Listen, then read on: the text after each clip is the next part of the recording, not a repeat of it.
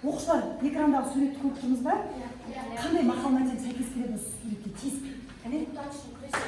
Өте жақсы. Керемет. Керемет. Иә, тағы қандай? Иә, өте жақсы. Иә, Алла. Жақсы. Ондай болса біздің бүгінгі сабағымызда балаларымыз туған жер туралы және туған жердің ар жағында өзіміздің туризм туралы айтады екенбіз, иә? Енді сабақтың мақсатына қарай энциклопедия және журнал материалдарынан ақпарат іздеу дағдысын қалыптастырады екенбіз. Кілт сөздер арқылы ақпаратты табады екенбіз және ақпаратты салыстырып жүйелейді екенбіз. Мен сіздердің алдарыңызға ақпарат бердім, иә? Бақ құралдарын бердім, газет, журналдар бердім. Соның ішінен қазір материалдар тауып іріктейміз. Түсінікті пе? Жақсы, енді балалар қараңыздар. Келесі бізде броундық қозғалыс. Орнымыздан тұрып, мына жақта суреттер бар. Біздің туған жерімізге қатысты суреттер бар. Соны тез көріп шығайықшы. Тез.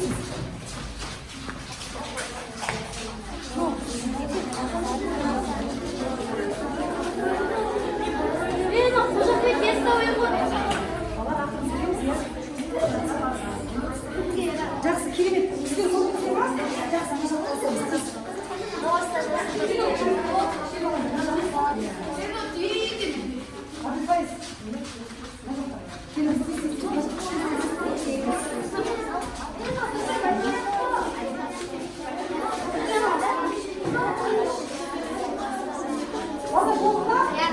жақсы, орнымызға отырамыз. Орнымызға отырамыз.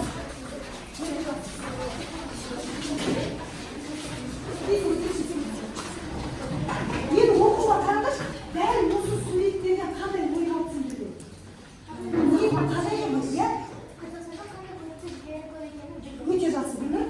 Қазақстандағы әсем жерлерге туристер көп келеді. Өте жақсы, иә? Қазақстанда көптеген туристік жерлер. Өте жақсы. Қазақстанда көрікті жерлер және қай жерлерге көбінесе туристер бар. Керемет. Туристер қай жерге келеді? Қай жерге келеді? Ондай болса бізде Қазақстанда әсем жерлер көп екен, иә? Жақсы балалар, енді қараңыздар. Бізде ақпарат құралдарымен тараттым сіздерге. Жаңағы газет журналдарымыз бар, бақ құралдарымыз бар.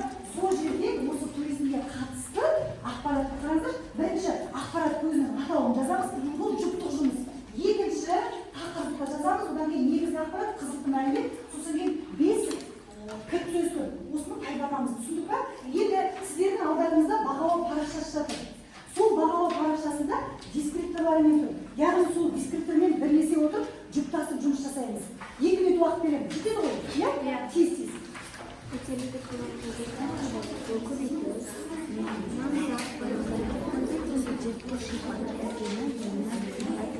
Негізгі ақпарат көп теңіз.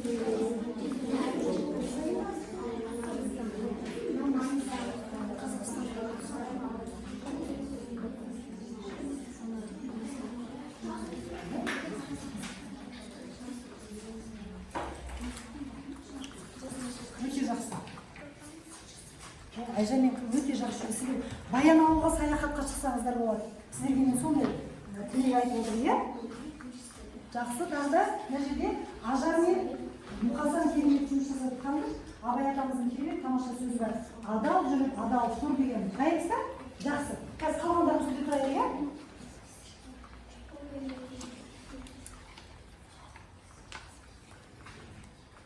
Өте жақсы. Нұрлы керемет жұмыс жасап жатыр, қараңыздар. Жұптасып жұмыс жасап жатыр, иә?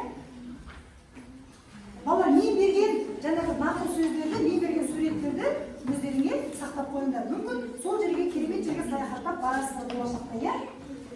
Жақсы. Дайынсыз ба? Жақсы, дайын оқушылар. Кішкене қалған оқушылар. Иә? Жұптасып жасаймыз, Гүлдана, жұптасып жасаймыз. Иә? Жақсы. Ал, Ажар. Балалар, мұқият тыңдайық, бері қарай мұқият тыңдайық. Кері байланыс айтып отырамыз, иә? Ақпарат төменгі және жоғарғы жасыл көл. Төменгі және ақпараттың көзі. Төменгі және жоғарғы жасыл көл көрікті жерлердің бірі. Негізгі ақпарат жасыл көл 160 биіктікте орналасқан. Қызықты мәлімет. Суы суық болғандықтан балықтар ол жерде мекендемейді. Кілт сөз демалыс. Өте жақсы, керемет. Иә, қарақат. Тақырыбы Тарбағатай мемлекеттік ұлттық табиғи паркі. Ақпарат көзі теңіз астындағы жанартау. Негізгі ақпарат жолдың ұзындығы 84 км. Қызықты мәлімет: Шумский мұздығында баратын жолда Жоңғар алатауының бөктерлері мен оның төменгі астындағы кіші басқан өзені аңғарсыз. Жақсы. Жақсы. Иә, тез. Тақырыбы текес сақтамасы, Қызылкөл шатқалы. Негізгі ақпарат: текес сақтамасы Алматыдан 250 км жерде орналасқан. Қызықты ақпарат: сақтамадан қайтқанда күлде таза жерде орналасқан Қандай әдемі күл сөз? бар. Күл сөзі туризм. Өте жақсы. Қандай күл сөз пайдаландыңдар? Қандай күл сөз бар? Ойландыңдар, тез қандай күл сөз бар? Жақсы, қандай? Тез. Тез айтамыз олар, қысқа нұсқа. Ақпарат Каспий теңізі. Ақпарат көзі Каспий теңізінің Қазақстан бөлігінде орналасқан. Негізгі ақпарат: Каспий теңізінің суы таза. Қызықты мәлімет: Каспий теңізінде әртүрлі балықтар кездеседі. Өте жақсы. Қандай балалар керуіз айтыңдаршы? Гүлнұрдың несіне? Қандай өте жақсы пікір айтты, иә? Біз Каспий теңізі туралы көптеген жаңа еңбек Өте жақсы. Қарақаттың кері байланысы, иә? Қандай тез? Жақсы. Айта ғой, тез. Тақырып көбейтіс. Негізгі ақпарат: көлдің көзі дертке шифа. Қызықты мәлімет: көл теңіз деңгейінен 253 метр биіктікте орналасқан.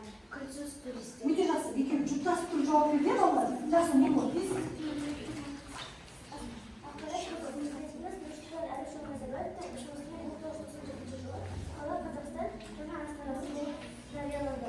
Астана тақырыбы: Астана қаласы. Негізгі ақпарат: Астана патриотик мәртебесі Астананың символы. Өте жақсы.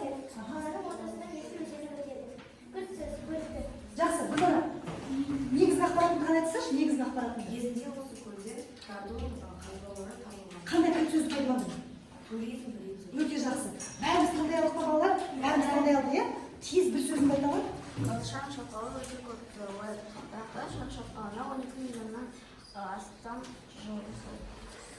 Негізгі ақпарат: Шарын шатқалының ұзындығы 150 шақырым. Ол еңбекші қазақ Райымбек Ұйғыр ауданының аумағында орналасқан. Өте жақсы. Өте жақсы балалар. Өте жақсы ақпарат айттық, иә? Жұптасып жұмыс жасай алдық. Қазір енді балалар үлгергенімізді сұрадық, біз өзіміз бағалаймыз, иә? Бағалап отырамыз. Жақсы, енді қараңыздар балалар. Мына жерде жаңа біз қаншама суреттер көрдік, иә? Ал мынау Қазақстанның картасын сызып қойды, иә? Енді қараңыздар, осы жерлер Қазақстанның қай жерлеріне орналасқан тез тақтаға шығып қойып шығайықшы. Мысалы үшін, Алакөл қай жағында, Қазақстанның оңтүстігі, батысы, шығысы, қай жақ тез алуға шыға қойыңыз. Келе қойған қайсы.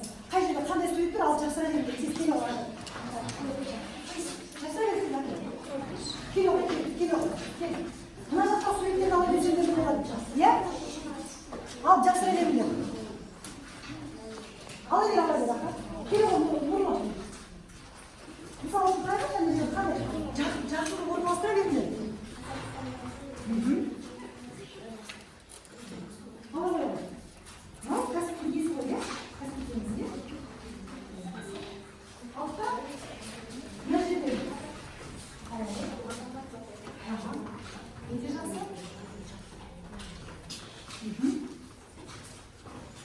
Мына жақта қалды мен.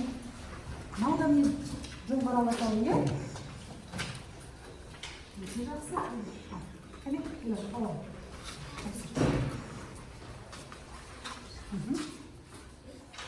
Өте жақсы. Ал енді балалар қараңыздар. Бізде не пайда болды? Мынау не? Мынаның бәрі? Қазақстанның көрікті жерлері. Ондай болса Қазақстандағы туризм. Иә, Қазақстандағы туризм. Жақсы. Жалпы туризмнің бізге қандай пайдасы бар? Көптеген жаңа Ойлар пайда болады. көптеген жаңа жерлерді көреміз. Өте жақсы қандай? Өте жақсы қандай? Өте жақсы, иә? Өте жақсы. Ондай болса біздің Қазақстанымыз кең, байтақ, туристік жері өте көп, шетелдік адамдар қызықтыратындай жер екен, иә? Ондай болса біз өзіміздің елімізге мақтан аламыз ба? Мақтан аламыз, иә? Жақсы балалар. Енді қараңыздар, дәл осы жасаған жұмысымызға қорытындылайық, иә? Енді бізде жасанды интеллект бойынша бізге не айтады екен, соны мұқият тыңдайық.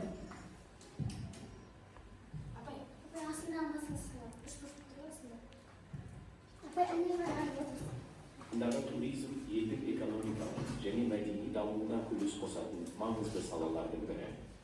Қазақ елі табиғи ресурстарға, тарихи және мәдени ескерткіштерге бай.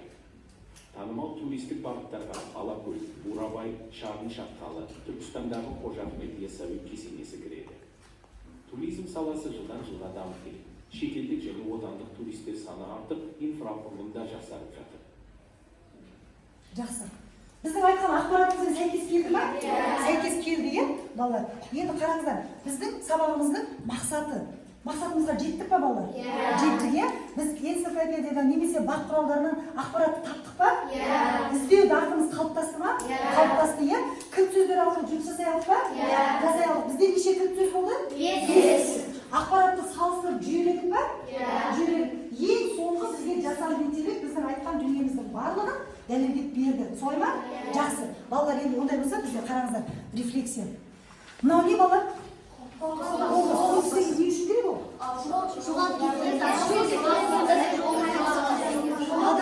Иә, айтамыз екен, дауыс қатты шығады. Жолда адасып кетпеу үшін керек. Өте жақсы, адасып кетпеу үшін, иә? Батыс, шығыс, оңтүстік, солтүстік жерлерді біле аласың. Өте жақсы. Енді қараңыздар, балалар, біз тура осы туралы қазір рефлексия жасайық. Солтүстік, не үйрендік? Сізде бірінші қатар. Туризм туралы үйрендіңіздер, иә? Өте жақсы. Батыс қандай ұсыныс айтар едіңіздер? Келесі сабақта қандай ұсыныс айтасыздар? Ақпаратты зерттеу өте қызықты. Өте қызықты болды. Жақсы. Шығыс не қызық болды тағы да? Біреуіңіз қалай айтсақ, олар қандай мәлімет қызық болды? Қазақстанның байтақ жері. Өте жақсы, керемет олар. Медеу, қандай ақпарат қызық болды?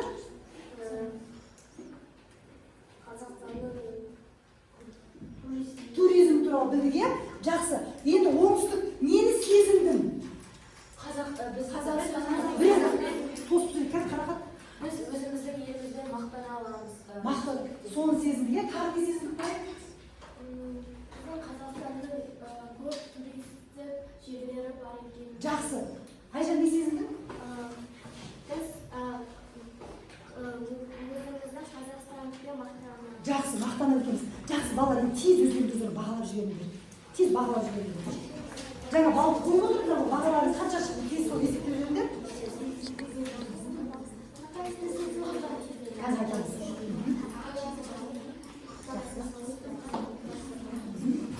Жұттас бағалап жіберіңдер. Жұттас.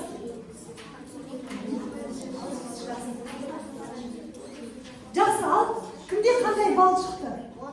10 бал шықты. Бәріне белсенді қатыстыңыздар, иә? Өте жақсы, керемет. Сіздерге 10 бал шықты. Қанша? 9 бал шықты. Қайсынан түстіңіздер? Тақтан түсті, иә? Салыстырғанда қиналдыңыздар, иә? Оны бағай алмаңыздар. Қанша? 9 бал шықты. Қайсынан түстіңіздер? Салыстырмадан, иә? Тақта қандай бал шықты? Қанша алуға? 9 бал шықты. Қайсы? Түсіп кетіңіздер. Қандай? Салыстырудан, иә?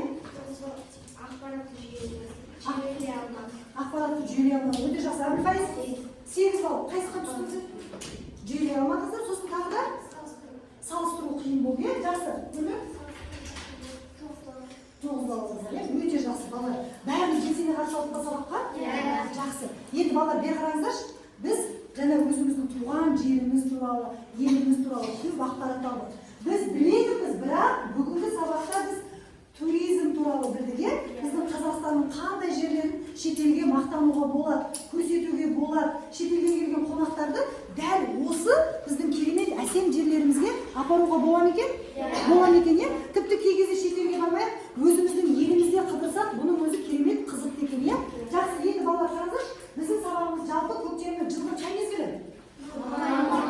Жылдың қай мезгілі? Көктем, қай ай? Мамыр. Енді бір тұтас тәрбие бағдарламасы бойынша мамыр айы қандай ай? Бірлікпен және өте жақсы. Ал енді біздің соңғы аптаның дәйексөзі қандай?